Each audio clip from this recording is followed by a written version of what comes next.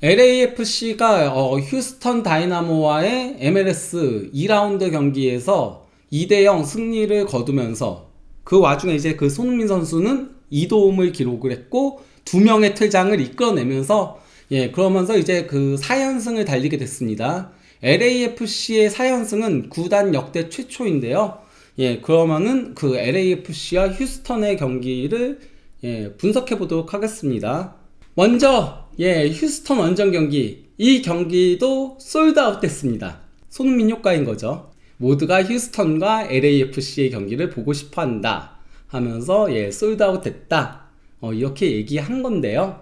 뭐 사실 실제 그 중계 카메라에서도 한국 팬들 굉장히 많이 왔죠. 그래서 이제 태극기도 붙여놓기도 하고 그랬었는데, 아무래도 이제 그 텍사스에도 한국 교민들이 많이 계시다 보니까 많이 보러 왔었습니다. 그래서 이제 그 2대0 승리, 그 경기에서 2대0으로 승리를 거둔 건데요. 이 경기에서 LAFC는 그 지난 개막전, 그리고 또 이제 그 레알 에스파냐의 북중미 챔피언스컵 1차전 경기 때 나왔던 그 선발 라인업을 그대로 들고 나왔습니다. 손민 선수가 원톱에 섰고요.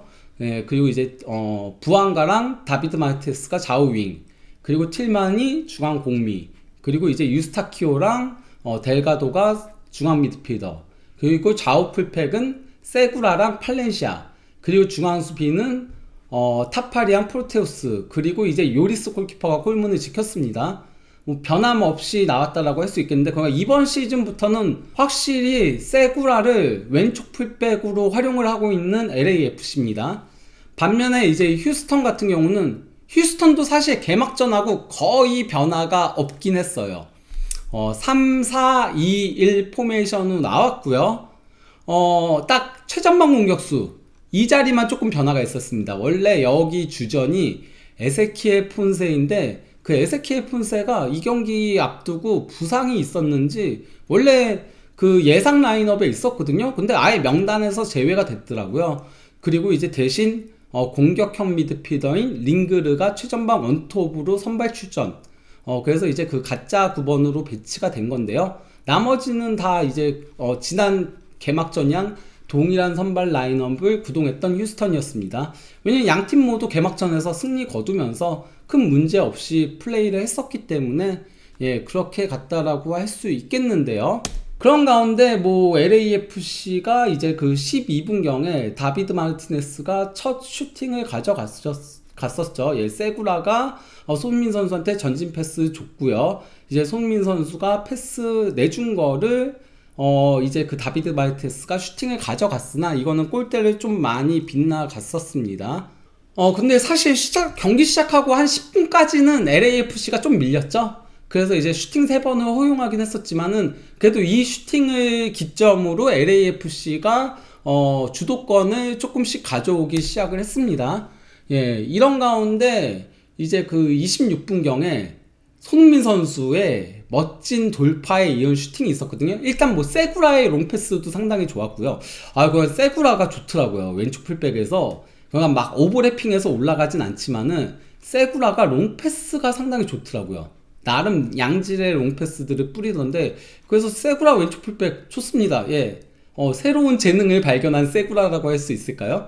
어쨌건 간에 롱패스 보낸 걸 손흥민 선수가 돌파해서 슈팅 가져간 게 역금을 맞았던 건데요. 이거 조금 더 이제 구분 동작으로 보면요, 세구라가 이제 롱패스 보내준 거를 수비 뒷공간을 파고든 손흥민 선수가 점프해가지고 이제 가슴 트래핑으로 받아냈고요.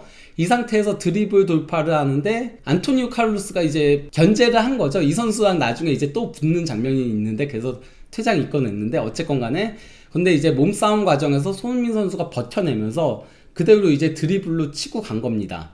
드리블로 치고 가서는 슈팅을 가져갔는데, 이게 조금 맞고 옆금을 맞았던 것처럼 보이긴 했는데, 그래서 이제 손흥민 선수가 상대 맞고 나갔다, 코너킥이다, 이렇게 심판한테 얘기하긴 했지만은 그냥 나간 걸로 이제 판정이 돼가지고 그렇게 장면이 지나갔었습니다. 37분경에 다시 한번 이제 그 손민 선수의 득점 기회가 나왔었는데, 이거는 이제 상대 골키퍼인 본드가 굉장히 잘 막았던 장면이었어요.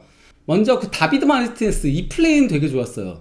그러니까 그 델가도의 패스를 받아서 다비드 마르티네스가 여기 하프라인 밑에서부터 여기 위까지 드리블을 쭉 치고 왔어요. 드리블 치고 오면서 상대 수비가 붙었을 때 패스를 부안가한테 굉장히 잘 내줬거든요. 근데 부안가가 휴스턴 상대로 단 한 골도 없대요. 그냥 서부지구 팀 중에서는 유일하게 휴스턴 상대로 골이 없다고 하는데 이 슈팅도 평소와 다르게 좀 약하더라고요. 부안가답지 않게. 그러면서 약간 골키퍼 정면을 향한 거를, 그래서 이제 골키퍼가 펀칭으로 쳐냈죠.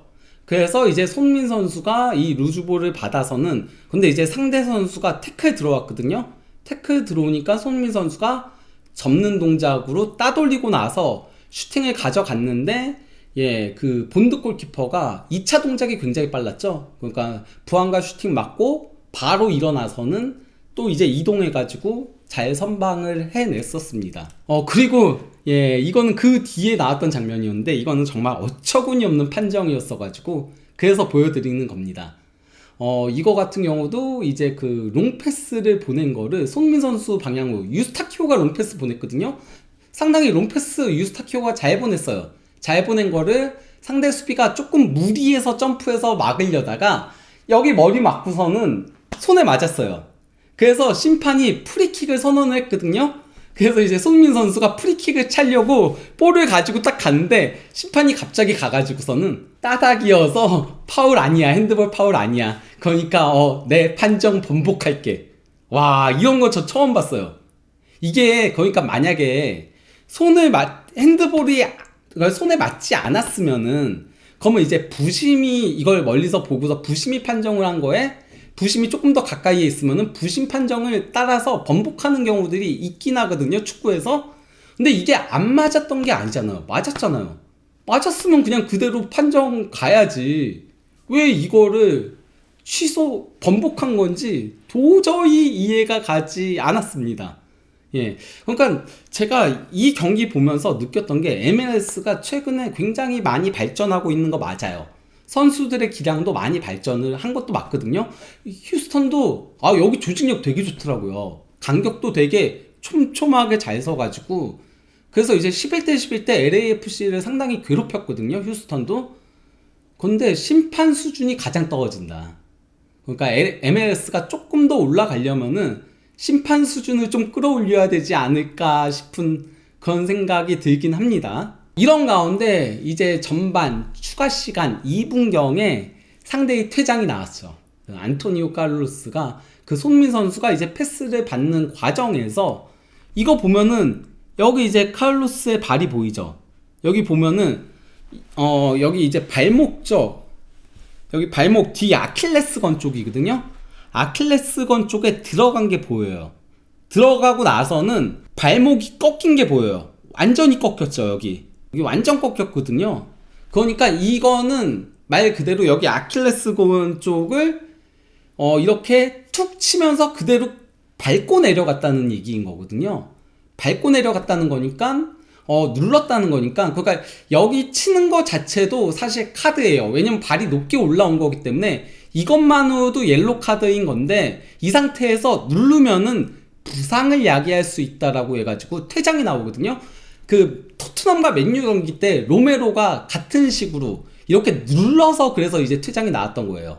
볼을 향한 경합이었기 때문에 그냥 때린 것만으로는, 가격한 것만으로는 옐로로 끝나는 거지만은 무게를 실어서 눌렀기 때문에 퇴장이 나온 거거든요. 부상을 야기할 수 있는 위험한 플레이라고 해가지고 바이올런트 플레이라고 하죠. 예, 그래서 파울이라고 해가지고 이거는 그러다 보니까 예, 이런 장면을 보면은 퇴장이 맞아 보였다 라고 할 수 있겠습니다. 그리고 이제 손흥민 선수가 이것 때문에 이제 얻어낸 파울 장면에서 사실 조금 멀긴 했어요. 좀 멀긴 했는데 손흥민 선수가 유스타키오가 살짝 내주고 그래도 직접 한번 때려봤습니다. 좀 먼 거리다 보니까 감차로는 할 수 없었고 세게 때려봤는데 이게 수비벽을 맞고 나갔죠. 예, 그러면서 이제 전반전이 마무리가 됐습니다. 근데 이제 그 휴스턴 같은 경우는 주전 센터백인 칼로스가 이제 퇴장을 당하니까 결국 이제 그 가짜 9번으로 나왔던 링그르를 뺄 수밖에 없었죠. 그리고 이제 2군 팀 센터백인 레슈를 투입하게 됩니다. 그러면서 이제 LA 그 휴스턴 같은 경우는 아예 5-3-1로 전환을 한 거죠. 완전히 이제 수비적으로 앉을 수밖에 없었던 휴스턴인데요. 제가 이제 그 전반전에는 휴스턴도 상당히 잘했었다라고 했잖아요. 휴스턴이 초반에 좀 공격을 주도했던 것도 있었고, 뭐 이후에는 LAFC가 또 주도하다가 다시 휴스턴이 주도하는 과정이 있었고, 그 다음에 LAFC가 주도하다가 그러다가 이제 퇴장이 나온 거고, 이러고 나서 후반전은 뭐 LAFC가 수적 우위다 보니까 완전히 압도를 한 거죠. 실제 뭐 전반전은 슈팅 숫자도 LAFC가 9개, 휴스턴이 6개. 그리고 이제 빅찬스도 1대1. 기대 득점도 휴스턴이 0.47골, LAFC가 0.84골. 그 정도로 나름 전반전은 조금 팽팽했었다라고 할 수 있거든요. 하지만 후반전은 완전히 이제 LAFC가 주도를 한 거죠. 점유율도 65대 35에서 75대 25로 더 벌어지게 된 거고요. 가장 크게 확인할 수 있는 게 이 구역별 점유율에서 확인할 수 있습니다. 이 구역별 점유율 보면은 LAFC 수비 진영에서의 17.2%였고요. 휴스턴 수비 진영에서 21%였어요. 그러니까 여기 하프라인 그 중앙성 미드 서드라고 하는데 여기서 굉장히 치열한 공방전이 이뤄졌어요. 전반전은. 하지만 상대 선수가 퇴장당하고 나서는 일방적으로 LAFC 수비 진영은 9.4%밖에 되지 않았죠. 거의 이거는 그라운드를 3분의 2? 아니 그냥 그 절반밖에 쓰지 않은 겁니다. 거의. 그러니까 상대 여기서 가둬놓고 LAFC가 계속 경기를 했다라고 할 수 있겠는데요. 53분경에 이거 좀 아쉬웠어요. 물론 이게 심판이 옵사이드 기를 들긴 했어요. 근데 만약에 이게 골이 됐다면은 VAR을 봤을 가능성이 있거든요. 반자동 옵사이드를.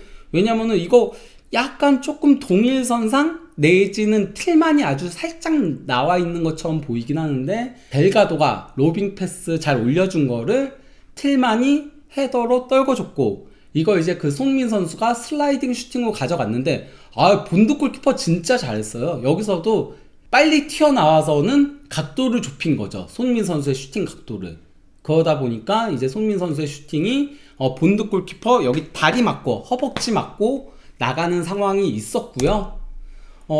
그리고 또 이제 결국 56분경에 LAFC의 첫 골이 나왔는데, 여기서 이제 그 손민 선수의 도움이 있었죠. 물론 델가도의 골 자체가 너무 예술이긴 했지만요. 일단 그 부안가가 코너킥을 살짝 연결해 준 거를 손민 선수가 받고서는 수비를 본인 쪽으로 끈 다음에 패스를 내줬고요. 그러다 보니까 이제 델가도 쪽에는 상대 선수가 없었죠. 왜냐면은 이 바깥쪽에 있는 선수들이 다 이제 손흥민하고 부안가를 의식하고 있었거든요. 부안가를 의식하고 있다 보니까 당연히 손흥민이 줘도 부안가한테 줄 거라고 생각한 거예요. 그래서 부안가가 드리블을 치던지 손흥민이 그대로 가던지 그럴 거라고 보다 보니 델가도가 노마크 상태로 있었고, 그래서 이제 델가도가 이걸 받아서는 수비를 넘기는 감차, 약간 조금 손민 선수의 감차가 떠오르는, 정말 이건 정말 잘 때린 감차였습니다. 감차로 이제 그 선제골을 넣었었습니다. 또 이제 그 59분경에 이것도 오프사이드로 슈팅 기록 자체는 취소가 되긴 했지만은, 이것도 만약에 손민 선수가 골을 넣었다면은 VAR 그어봤을 거예요. 이거는 그리고 약간 좀 잔디결 보면은 온사이드처럼 보이지 않나요? 나갔으면은 이 무릎이 살짝 나갔을 가능성은 있어요. 무릎이 살짝 나갔을 가능성은 있지만은 어쨌건 간에 이거 손민 선수 뒷공간 굉장히 잘 팠고, 틸만이 이 경기에서 조금 패스 타이밍이 조금 안 좋았었는데 이 패스 타이밍은 정말 좋았어요. 돌아서면서 패스 바로 찔러줬고, 그래서 이제 손민 선수가 뛰어 들어가서는 골키퍼와 1대1 상황에서 슈팅을 가져갔는데, 이것도 본드 골키퍼가 잘 각도를 좁히고 나왔죠. 정말 용감한 플레이였습니다. 이렇게 손흥민 양 1대1 상황에서 튀어나오기가 쉽지 않거든요. 근데 본드가 잘 튀어나와서는 손민 선수의 슈팅을 각도를 좁혀서 그래서 이제 맞고 나갔다라고 할 수 있겠죠. 그 LAFC가 69분경에 그 다비드 마르티네스를 빼고 부드리를 넣었습니다. 그러면서 이제 부드리가 공미에 서고 틸만이 오른쪽 윙으로 이동을 했죠. 이것도 조금은 독특한 선택이었다라고 생각이 듭니다. 아무래도 부안가가 이 경기에서 좀 부진했거든요. 부안가답지 않게 드리블도 하지 않고 약간 좀 그런 장면들이 많았는데, 근데 이제 부드리는 원래 왼쪽으로 많이 돌아 들어가는 선수예요. 그러다 보니 이제 부드리한테 조금 부안가를 돕게 하기 위해서 투입을 한 걸로 보이긴 합니다. 그리고 부드리 교체 투입은 나름 효과는 있긴 했었습니다. 근데 이 과정에서 되게 재밌는 장면이 있었어요. 다비드 마르티네스가 나가는데 조금 늦게 나갔거든요. 약간 조금 쩔뚝거리면서 천천히 나갔어요. 천천히 나가니까 부드리가 들어가야 되는데 그 부심이 못 들어가게 막은 거예요. 그래서 LAFC가 한 번에 상대 공격이 그칠 때까지는 10명으로 수비를 해야 되는 상황이 있었거든요. 이게 바로 이제 그 MLS의 독특한 규정 때문인 거예요.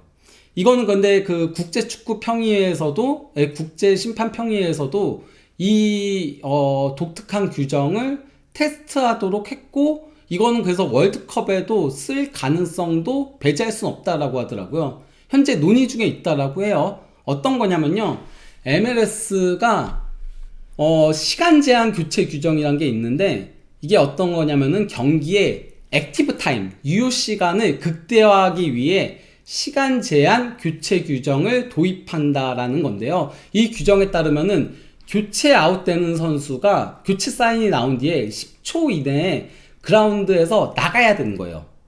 근데 10초 안에 나가지 않을 경우, 그러면은 교체 투입 예정 선수는 다음 이제 그 경기가 중단되기 시점까지 60초간 대기해야 되는 겁니다. 이 60초 대기 시간 동안 해당 팀은 수적 열세로 경기를 치러야 하며, 대기 시간이 종료되고 다음 이제 경기가 리플레이 될 때, 그때 이제 교체 선수를 투입할 수 있는 겁니다. 다만 여기서 이제 그 예외 조항은 있는 건데, 부상으로 인한 교체, 부상은 빨리 나갈 수 없잖아요. 그리고 이제 골키퍼 교체는 예외로 인정된다라고 하는 겁니다. 그래서 이 제도가 처음 도입된 거는 2023 시즌 MLS 넥스트 프로, 그러니까 2군 리그거든요. 2군 리그에서 처음 시행됐고, 3,200건이 넘는 교체 가운데 99.7%가 10초 이내에 완료된 것으로 집계됐다라고 해요. MLS에서는 2024년 4월부터 이게 도입이 된 거거든요. 그래서 이거는 상당히 괜찮은 규정이다라는 생각이 들긴 했습니다. 저 처음 봤었어요. MLS 경기 보면서 한 번도 이게 적용된 적이 없었어가지고, 그래서 이번에 처음 보긴 했었습니다. 다시 이제 76분경에 손흥민 선수가 상대 퇴장을 이끌어냅니다. 근데 이거는 부드리의 플레이도 상당히 좋았어요. 부드리가 상대가 태클을 걸었는데도 힘으로 드리블로 치고 빠져나왔어요. 와, 몸싸움 좋더라고요. 진짜 제대로 부딪혔는데도 그냥 그대로 밀고 나가더라고요, 부드리가. 그러고 나서는 이 아웃프론트 패스 굉장히 좋았습니다. 아웃프론트로 패스를 쭉 찔러준 거를 여기 중앙선에서 손흥민 선수가 그대로 상대 수비 뒷공간에 파고든 거죠. 그래서 골키퍼와 1대1 상황이니까 이제 상대 수비형 미드필더인 부자트가 잡아 끌었어요, 손흥민 선수를. 여기 잡아 끄는 게 보이는 거죠. 잡아 끌어서 파울을 했고, 이거는 명백한 득점 기회. 여기 아무도 없었거든요, 골키퍼밖에. 그러면 손흥민과 골키퍼의 1대1 상황이니까 명백한 득점 기회를 끊었다라고 해가지고 프로페셔널 파울 라스트맨, 최종 수비수. 그래서 퇴장이 나온 겁니다. 그리고 이제 그 80분경에 손흥민 선수가 또 이제 득점 기회를 만들어주는 장면이었는데요. 그 세구라가 이제 손흥민 선수한테 패스를 줬고요. 여기서 이제 손흥민 선수가, 상대 수비는 손흥민 선수의 슈팅을 딱 의식하고 있잖아요. 의식해서 간격만 벌리고서 딱 멈춰 있으니까 손흥민 선수가 이제 틸만을 향해 패스를 찔러준 거죠. 그리고 이제 틸만이 여기서 슈팅을 가져갔는데, 와, 이거 골대 진짜 살짝 빗나갔습니다. 정말 아슬아슬하게 빗나갔었거든요. 그러면서 도움 하나 더 추가할 수 있는 기회가 아쉽게 무산이 됐었는데요. 그 LAFC의 두 번째 골이 나왔죠. 이번에도 이제 부안가가 또 손흥민 선수한테 짧게 코너킥을 내줬고요. 여기서 이제 손흥민 선수가 볼을 끌고 있었어요. 그러면서 양발 드리블 하면서 상대를 계속 본인 쪽으로 끌고 있었어요. 그리고 부안가가 이쪽으로 빠지고, 그러니까 또다시 이 두 명의 선수는 손흥민과 부안가를 의식할 수밖에 없죠. 그러다 보니까 손흥민 선수가 델가도한테 패스를 주고, 그래서 이제 델가도가 프리 상황에서 아까 델가도한테 슈팅 허용해가지고 골 맞았잖아요. 그러니까 여기서 빨리 뛰어나온 거예요. 상대 선수가. 두 번째 맞을 수는 없다 하면서 빠르게 커버를 들어왔지만은 이번에는 델가도가 유스타키오한테 패스를 줬죠. 그러니까 유스타키오가 노마크 상태에서 강력한 중거리 슈팅. 이거는 정말 슈팅 잘 때렸습니다. 유스타키오가 강력한 중거리 슈팅으로 골을 넣은 겁니다. 그러면서 손흥민 선수가 이제 기점 패스를 주게 된 건데요. 근데 이제 그 MLS 같은 경우는 기점 패스도 도움으로 기록을 합니다. 왜냐면 이게 그러니까 그 아이스하키에서 온 건데요. 근데 기점 패스라고 다 도움으로 넣진 않아요. 기점 패스 중에서도 어느 정도 골에 관여를 했다라고 판단이 될 때만, 그때만 이제 도움을 해요. 기점 패스는 무조건 다 도움은 아니에요. 그래서 여기 이제 규정인 거거든요. MLS는 도움 인정 기준을 다음과 같이 규정하고 있다. 어시스트는 득점 장면이나 득점으로 이어지는 공격 전개의 형성, 발전에 직접적이고 중대한 기여를 한 패스를 기록한 선수에게 부여된다. 그러니까 아무 패스나 기점이라고 다 도움이 되는 게 아니에요. 분명히 이게 직접적인 도움이 될 때만 기점 패스도 도움으로 해주는 거거든요. 그래서 한 골당 최대 2개의 어시스트만 부여할 수 있다. 한 골에 그 프라이머리 어시스트, 저희가 일반적으로 얘기하는 그 어시스트랑 그 기점 패스까지 2개가 다 이제 도움이 될 수 있다라고 얘기인 겁니다. 그러면서 2003년 이후부터는 세이프티 패스, 안전한 횡 패스를 연결한 선수에게 관행적으로 두 번째 어시스트를 주는 해석이 더 이상 허용되지 않았다. MLS 득점 규정 역시 단순한 볼 소유의 연속성만으로는 2개의 어시스트 부여할 수 없다고 명시하며 이 원칙을 분명히 하고 있다라고 한 겁니다. 그러면서 2011년부터 MLS 경기 데이터를 전담 집계해온 옵타 역시 두 번 세컨더리 어시스트에 대해 간명한 정의를 내부 지침으로 두고 있다. 요약하면 득점 기회를 창출하는 데 결정적 역할을 한 패스 또는 크로스에 한해 두 번째 어시스트를 부여해야 한다는 것이다 라고 한 겁니다. 그래서 이제 손흥민 선수의 도움이 같이 적혀 있는 거죠. 유스타키오 골에 델가도랑 손흥민이 둘 다 도움을 기록한 거고요. 그러다 보니 이제 그 손흥민 선수는 3도움으로 현재 MLS 도움 1위를 달리게 된 겁니다. 그리고 이제 득점 1위는 LA 갤럭시의 클라우스고요. 그리고 또 이제 줄리안 홀도 있죠. 이 선수는 이제 17살인가 16살인가 레드불의 어린 선수고, 그리고 이제 뭐 키패스는 차키리스가 1위인 거고, 그리고 또 이제 그 슈팅은 부안가가 12개로 가장 많고요. 그리고 또 이제 유효 슈팅은 가브리엘 팩이 6개로 1위고, 그 이제 볼터치는 블랙몬이 199개로 1위입니다. 그런 가운데 이제 그 86분경에 손흥민 선수가 이거 정말 좋은 플레이였는데 상대 수비가 발을 쭉 뻗어서 잘 막아냈어요. 이거는 부드리의 드리블도 좋았고 그랬던 상황이었는데, 그래서 이게 어떤 건지 좀 세세하게 보여드리도록 하겠습니다. 일단 부안가가 전진 패스를 찔러줬어요. 그리고 부드리랑 손흥민 선수가 달려가고 있고요. 이런 가운데 이제 부드리가 이 패스를 받아서는 상대가 태클 때 크로스를 잘 연결해 줬습니다. 잘 연결해 줬고, 손흥민 선수가 이쪽으로 볼을 받으러 가죠. 볼을 받으러 가니까 상대 수비가 붙어요. 붙으니까 반대로 돌아선 거예요. 이 터닝 동작이 예술이었죠. 터닝 동작을 예술로 가져가면서 상대 수비를 완전히 따돌렸는데, 여기서 이제 왼발 슈팅 가져간 거를 상대 수비가 발을 뻗어서는 막아낸 겁니다. 정말 아쉬웠던 장면이었죠. 예. 근데 이 슈팅 이후에 손흥민 선수가 약간 골 욕심을 내더라고요. 이전까지는 골 욕심을 안 냈는데 이거 본인도 아쉽다라고 생각을 했나봐요. 이거는 골이다라고 생각을 했는데 상대 수비가 막아내서 그런지 이후에 이 경기 들어서 처음으로 이제 이번 시즌 들어서 이 경기만이 아닌 이번 시즌 들어서 처음으로 조금 골 욕심을 내는 장면이 있었는데요. 일단 그 90분경에 이거 같은 경우도 이제 패스를 손흥민 선수가 받아서는 여기서 이제 단독 드리블 돌파를 한 거예요. 치고 가다가 접는 동작으로 상대의 수비를 제치고, 그러고 나서는 이쪽으로 다시 전환해가지고 침투에 들어간 거죠. 그래서 수비 2명 사이를 침투해서 들어갔는데 이 선수가 이제 커버를 빨리 들어왔어요. 그러니까 손흥민 선수가 다시 접는 동작으로 따돌렸거든요. 하지만 여기서 또 커버가 들어오면서 거면서 2명한테 조금 샌드위치로 막히는 그건 아쉬운 장면이 있었고요. 손흥민 선수의 엄청난 돌파 능력을 볼 수 있었는데, 원래였으면 손흥민 선수 한 이쯤에서 패스 줬거든요. 옆에 패스 주는데 그냥 드리블 돌파한 거 보면은 손흥민 선수가 아까 그 장면이 막혔던 게 조금 화가 났던 것 같긴 합니다. 그리고 또 이제 그 추가 시간 2분경에 이거는 부드리가 잘 가로챘어요.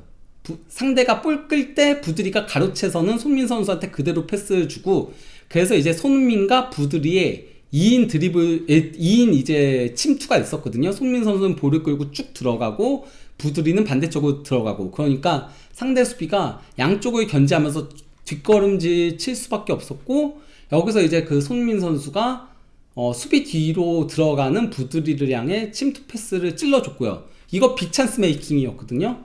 이제 부드리가 슈팅을 가져갔는데 골키퍼가 잘 막아냈죠. 발을 뻗어서 골키퍼가 막아내는 장면이 있었고요. 그리고 이제 추가 시간 5분경에 이건 이제 그 교체 투입된 홀링스헤드가 끊어낸 거거든요.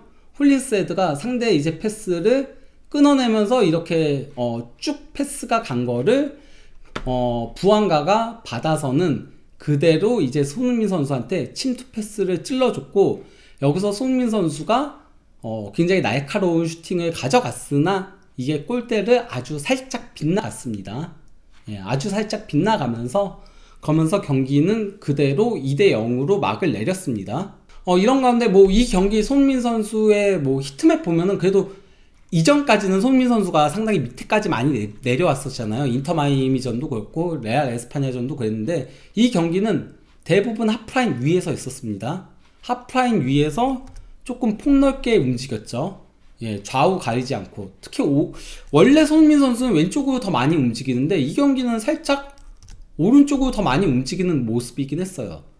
그러면서 볼터치 66회를 가져갔고요. 찬스 메이킹 3번 중에 빅 찬스 메이킹 1번, 그리고 슈팅 5번 가져갔고요.